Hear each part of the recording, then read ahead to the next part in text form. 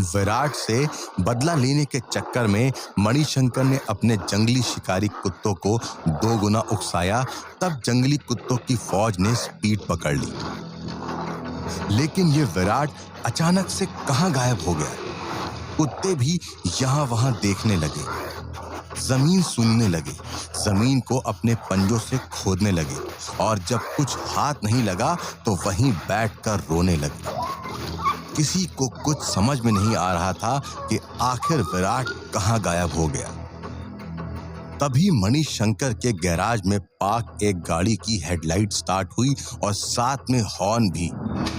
कुत्ते और इंसान कुछ समझते उससे पहले ही चेतावनी के रूप में हॉर्न बजाती हुई गाड़ी ने स्पीड पकड़ ली। शिकारी कुत्ते समझ गए कि अगर उन्होंने भागना शुरू नहीं किया तो गाड़ी उन्हें कुचल देगी।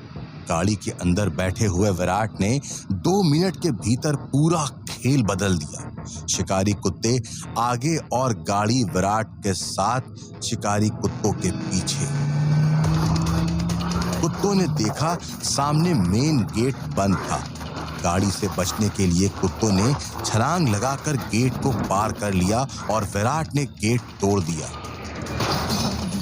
गाड़ी गेट से बाहर निकल गई। ये देखकर मणिशंकर भड़क उठा। सब बेवकूफ की तरह क्यों देख रहे हो? पीछा करो उसका। पुलिस अभी तक क्यों नहीं आई? बलदेव, तुम्हारे प्लान सी का क्या हुआ? वो कमीना हमारे मुंह पर थूक कर चला गया। तभी पुलिस का सायरन बजता है, जिसे सुनकर मणिशंकर और भड़क जाता है। कावड़िया के बंगले के बाहर पुलिस की गाड़ी आकर रुकी। गाड़ी से इंस्पेक्टर रजनी उतरी। रजनी को देखकर मणिशंकर ने अपना मुंह बिगाड़ते हुए कहा, 1 घंटा लगता है यहां तक पहुंचने में।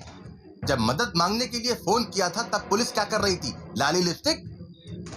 मणिशंकर की बात सुनकर रजनी को गुस्सा आ गया, लेकिन रजनी ने मणिशंकर का लिहाज करते हुए सामने जवाब नहीं दिया, बल्कि बड़ी ही शांति से पूछा, लेकिन हुआ क्या है ये तो बताइए।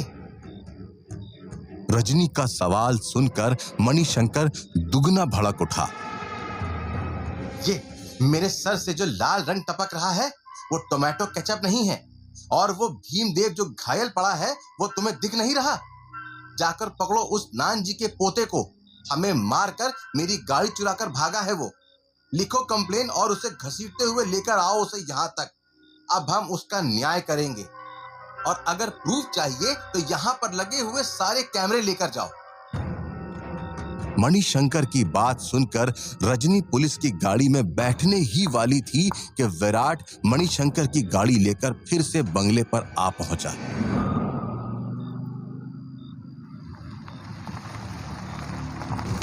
विराट ने रजनी को देखा, फिर मणिशंकर की ओर गाड़ी की चाबी उछालते हुए कहा,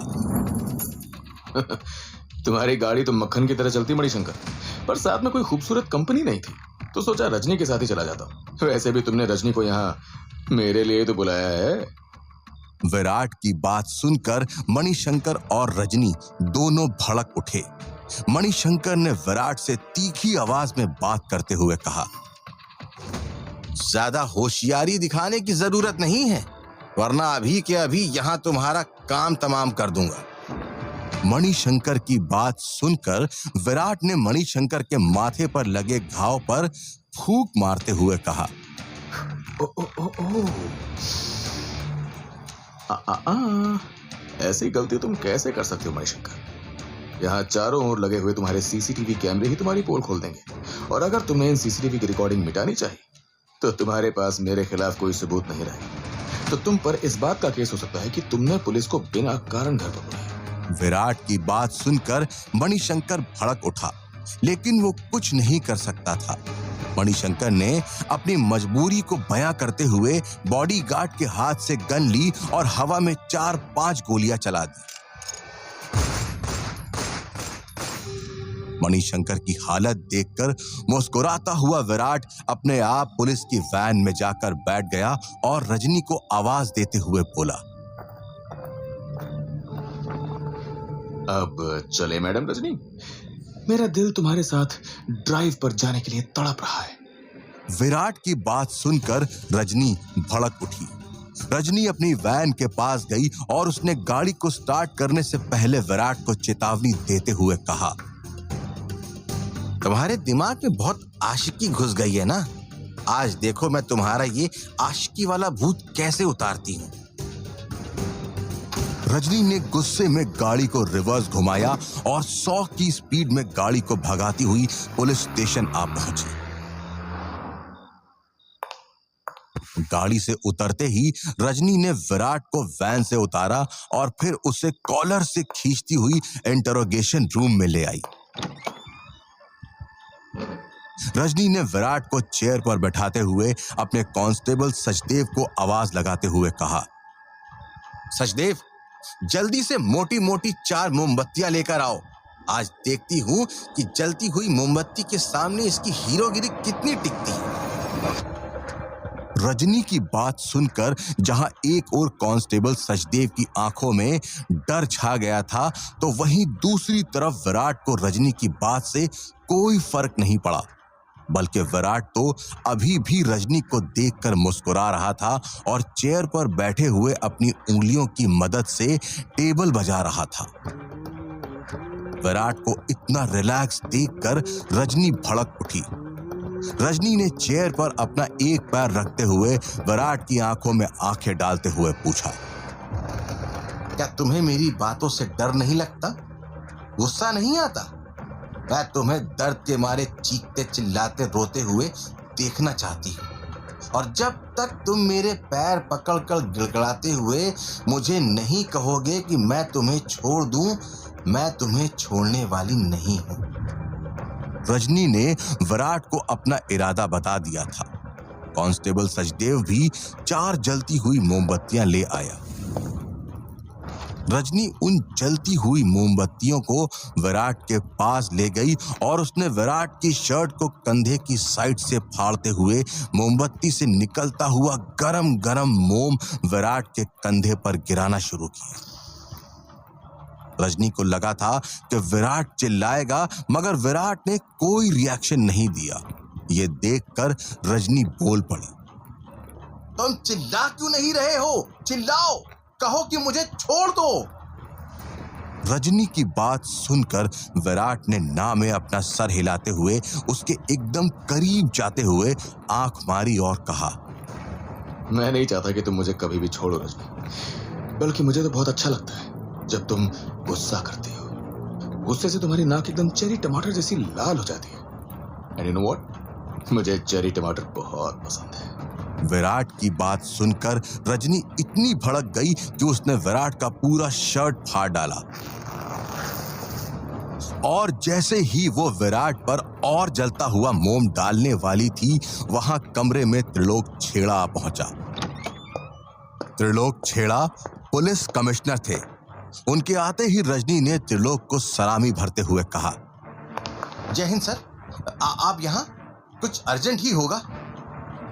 रजनी की बात सुनकर त्रिलोक ने विराट की ओर देखते हुए कहा, हाँ, इतना अर्जेंट था नहीं, पर तुमने बना दिया। तुम विराट को यहाँ जो ले आई, अब एक काम करो, विराट को छोड़ दो। त्रिलोक की बात सुनकर रजनी चौंक उठी। एक बार पहले भी त्रिलोक ने फोन करके विराट को छुड़वाया था, और आज तो वो खुद विराट को छुड़वाने आ पहुंचा था। रजनी को समझ नहीं आ रहा था कि आखिर ये चक्कर क्या है, क्यों त्रिलोक छेड़ा विराट को छुड़ाने में इंटरेस्ट ले रहा है। रजनी ने त्रिलोक से सवाल पूछते हुए कहा, पर सर, विराट के खिलाफ कावड़िया ने शिकायत दर्ज करवाई है, सीसीटीवी रिकॉर्डिंग भी है। रजनी की बात सुनकर त्रिलोक ने रजनी को बताया कि उसे सब पता है, फिर भी रजनी को विराट को छोड़ना होगा। इतना ही नहीं, त्रिलोक ने रजनी से कहा, मुझे पता है इस समय तुम्हारे भीतर कई सवाल उठ रहे हैं। मैं तुम्हारे हर सवाल का जवाब देने के लिए तैयार हूं, लेकिन इस कमरे से पहले विराट बाहर जाएगा और बाद में मैं और तुम। रजनी को अपने सीनियर की बात तो माननी ही थी। रजनी ने विराट को छोड़ दिया। विराट इंटरोगेशन रूम से जाने लगा। रजनी विराट को जाता हुआ देखती रही। ये पहली बार था जब रजनी ने देखा कि विराट की बॉडी जबरदस्त मेंटेन थी।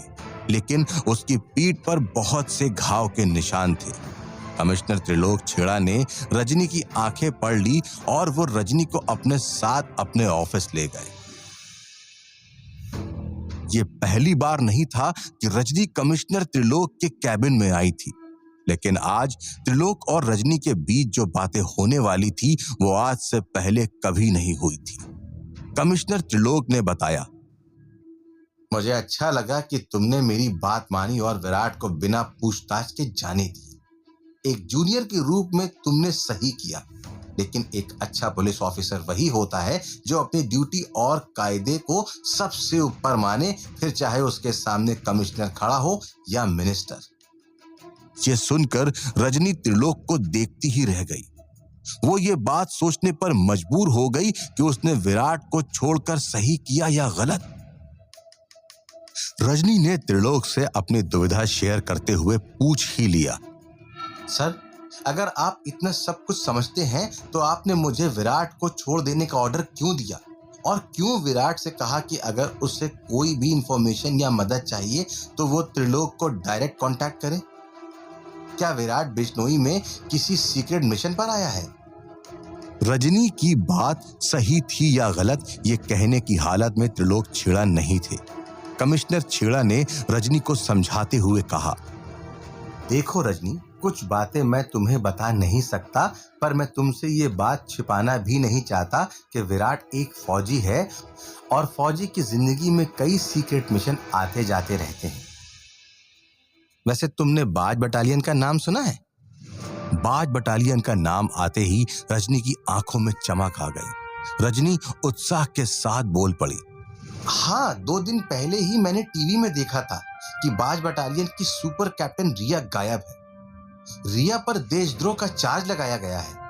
रजनी की बात सुनकर कमिश्नर त्रिलोक ने रजनी को पूरी बात बताते हुए कहा, उस खतरनाक रिया को अपने लास्ट मिशन के दौरान विराट ने ही हराया था। इतना ही नहीं, मिशन कश्मीरी कावा पता है? कश्मीर की खूबसूरत लेक में कुछ आतंकवादियों ने मिलकर हाउस बोट और हाउस बोट में रह रहे टूरिस्टों को कब्जे में ले लिया था और वो नारे लगा रहे थे, हमारी मांगे पूरी करो, कश्मीर हमारा है, हमसे जो टकराएगा मिट्टी में मिल जाएगा, या तो हम में घुल जाओ वरना जिंदगी को भूल जाओ। हाँ काफिर, तेरी मौत आई। हाँ काफिर, तेरी मौत आई। कमिश्नर त्रिलोक ने अपनी बात जारी रखते हुए रजनी से कहा, उस समय तुम्हारे दादाजी भी कश्मीर में ड्यूटी पर थे। हर कोई अपनी हिम्मत हार चुका था। तब विराट ने अपनी जान पर खेलकर उन सभी आतंकवादियों को मार गिराया था। तब विराट की पीठ पर 5 गोलियां लगी थी, लेकिन फिर भी विराट ने अपना फर्ज निभाते हुए दुश्मन को मार भगाया था। त्रिलोक की बात सुनकर रजनी सोच में पड़ गई। ये देखकर त्रिलोक ने रजनी से कहा, मैंने तो यहाँ तक सुना है कि फितूर करके एक गिरोह है जो हमारे देश के खिलाफ बहुत सी एक्टिविटीज चलाता है, जिसमें बॉम्ब ब्लास्ट, नकली करेंसी, ड्रग्स और भी बहुत कुछ है। विराट ने उस फितूर गैंग के 2-3 मिशन सुपर फ्लॉप करके दिखाए हैं। अगर फिर भी तुम्हें मेरी बात पर यकीन नहीं हो रहा है तो तुम अपने दादाजी से जाकर बात कर सकती हो। कमिश्नर त्रिलोक की बात सुनकर रजनी सोच में पड़ गई। रजनी ने कमिश्नर से कहा, अगर आपकी बात सही निकली तो ठीक है, वरना आप ही ने मुझे कहा है कि एक सच्चे ऑफिसर को क्या करना चाहिए। रजनी कमिश्नर के ऑफिस से निकल गई और अपने दादाजी को मिलने पहुंच गई। अपने दादाजी को मिलते ही रजनी ने विराट का नाम लिया और रजनी के दादाजी के चेहरे का रंग उड़ गया। तो क्या विराट और रजनी के दादाजी के बीच में 36 का आंकड़ा था? क्या रजनी के दादाजी देश के दुश्मनों के साथ मिले हुए थे? और अगर हाँ, तो कैसे लड़ेगा विराट देश के दुश्मनों के साथ? और कब पता चलेगा विराट को अपने दादाजी का असली बिजनेस गुलाल पाउडर के बारे में?